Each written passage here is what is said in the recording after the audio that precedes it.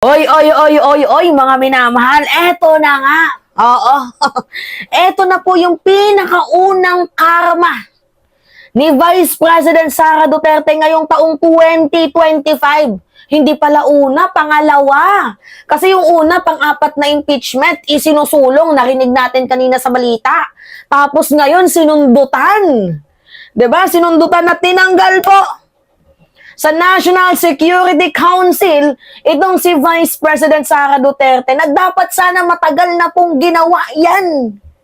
Ni PBBM, bakit ngayon lang, PBBM?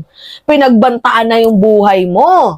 At ano pa ngayon sabi ni Sara Duterte, pag siya daw po ay hindi daw dapat tumigil yung kanyang killer man na mamatay, itong si PBBM, si House Speaker, at si F. Elisa.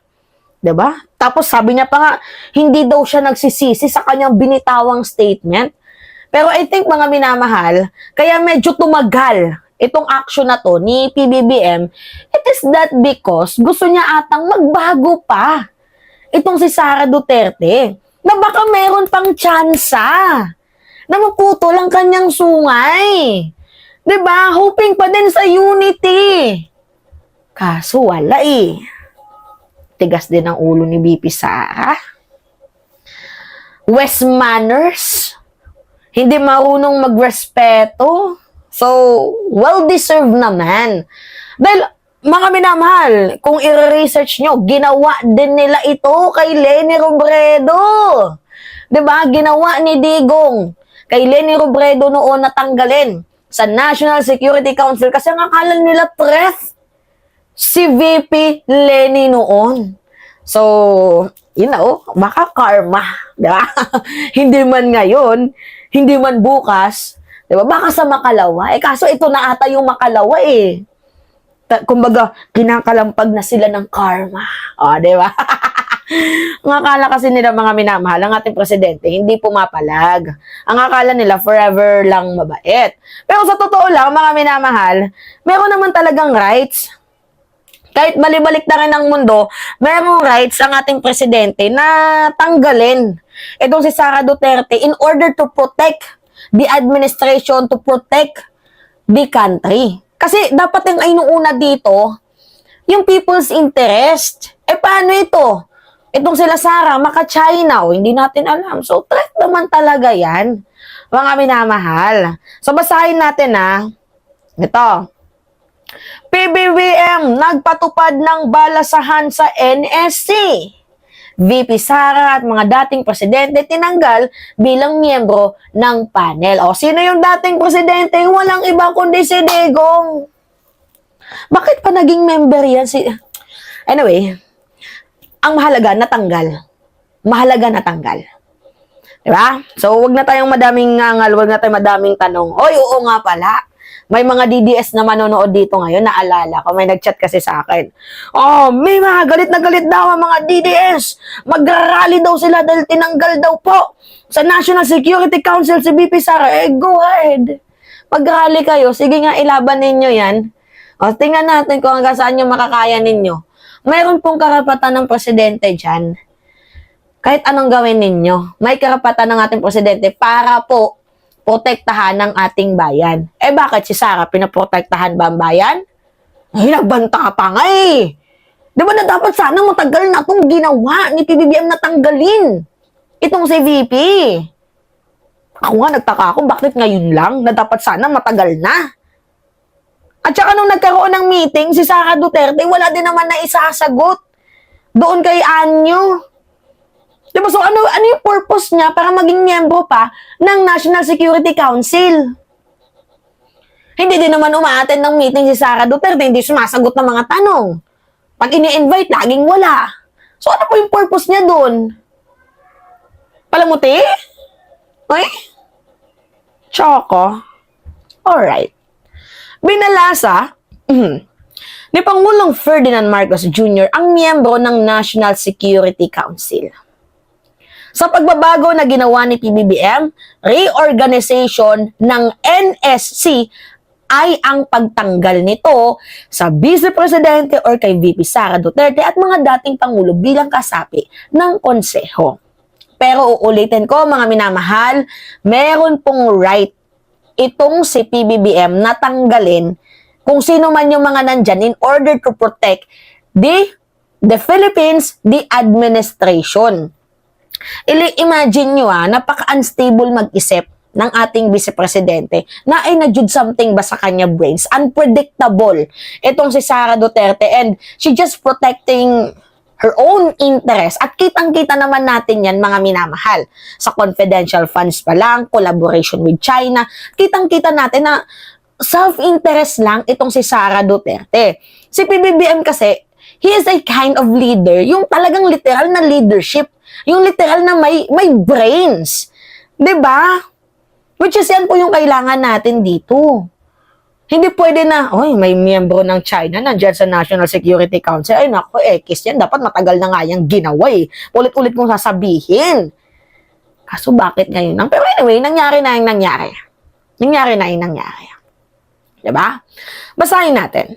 Batay sa Executive Order EO number 81, ang NEC ay pamumunuan ng presidente bilang chairperson habang maging miyembro rin ang Senate President, House Speaker at iba pang mga opisyal ng gobyerno. Kaya nga sabi ko sa inyo, si Pangulong Bongbong Marcos ay meron pong rights.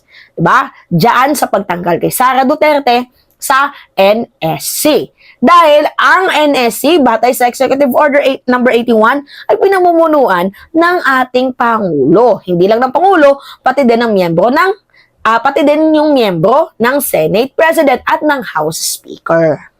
Alright.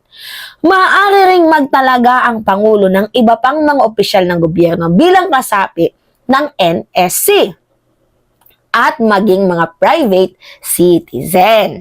Kasama naman sa Executive Committee ng NSC ang Pangulo bilang chairperson habang miyembro rin ng Executive Secretary, Senate President or kinatawan nito, House Speaker or kinatawan nito at iba pang mga government official. Kasabay nito, inatasan naman ang Director General ng National Intelligence Coordinating Agency or NICA, Chief of Staff ng Armed Forces of the Philippines, AFP, at mga hepe ng Philippine National Police, PNP, at Bureau of National Investigation, NBI, na dumalo sa pagpupulong ng Council at umasiste sa mga deliberation.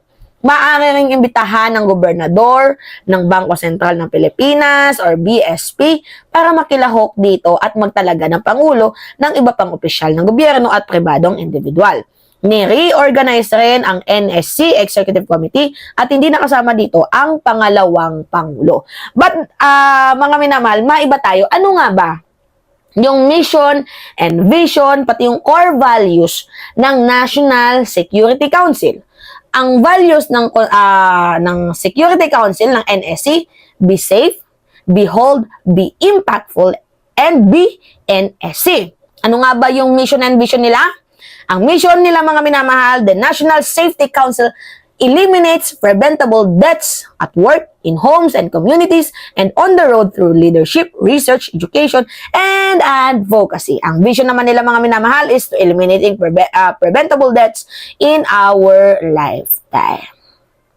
So ngayon, mayroong kukudaba dyan. Nasasabihin, this is unconstitutional. Sige, paglaban nyo, mag-rally kayo. Kung sinasabi nyo, this is unconstitutional. Diba? Actually, yung ginawa ni PBBM, magandang offer na to sa ating bansa. Paano natin nasabing magandang offer na to? Yung ginawa niyang pagtanggal kay Sara Duterte. Si Sara Duterte, unpredictable. Unstable kung mag-isip. At beside, ano pa yung magiging role niya dyan? Mga minamahal, di nga umaattend ng mga meeting. Binigyan pa ng threat ang presidente. Hindi niya din kayang depensa ng kanyang sarili. Nagkaroon ng hearing sa NBI, hindi sumipot. Hindi niya pinaglaban yung kanyang naunang sentimento. Bakit siya nagsalita ng ganito? Diba? So, ano pa yung purpose dyan ni Sara Duterte?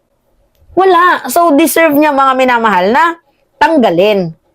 Indeed, sa madaling sabi, ang ginawa ni PBBM, sobrang indeed yun. Protektahan natin ang interest ng sovereignty and security ng bansang Pilipinas. Hindi yung Chinese interest. Nagigets nyo ko? Priority natin yung kapakanan ng Pilipinas. Hindi dapat i-priority yung kapakanan ng mga sinusuportahan nilang China, Chino, ganyan. Well, para sa akin, mga mga kandidato to ng ng China para sa akin na basa ko lang. 'Di ba? So, tama 'yan na tanggalin, 'di ba? So, may nag-comment dito. Oh, this happened when a designated official member of the NEC become threat to the national security herself. Totoo. Mga minamahal. Itong si Sara Duterte, masyadong ang hirap niyang i-reach, mga minamahal, yung utak niya kung mag-isip. Biruin mo, vice-presidente, pag bibigyan ng threat ang ating pamahalaan, ang ating gobyerno. So, talaga nga namang sakit sa ulo to. So, deserve na matanggal. Besides, nakikita din naman natin na pro-China itong si Sara Duterte. So, what will be the reason para magstay pa siya sa NSC? Hindi din umaattend ng mga meeting. Threat din siya sa ating bansa. Unpredictable, mag-isip. Unstable yung kanyang utak. So, deserve. 'Di ba? Besides, ginawa din naman nila yan kay Leni Robredo, 'di ba? Binabalikan lang sila ng panahon. Yan yung consequences ng mga katarantaduan ni Sara Duterte na hindi niya pinag-iisipan. Tsaka alam ko, wala lang yan sa kanya eh. Hindi naman nata magiging big deal yan kay Sara Duterte. Kasi sabi niya, designated survivor siya, 'di ba? She appoint herself as a designated survivor. Ano pang kinukuda nyo dyan, mga minamahal? 'Di ba? So, hindi na dapat natin yan pagtuunan ng pansin si Sara Duterte. Dahil in the first place, alam naman natin na designated survivor siya eh. 'Di ba? Gets nyo ko.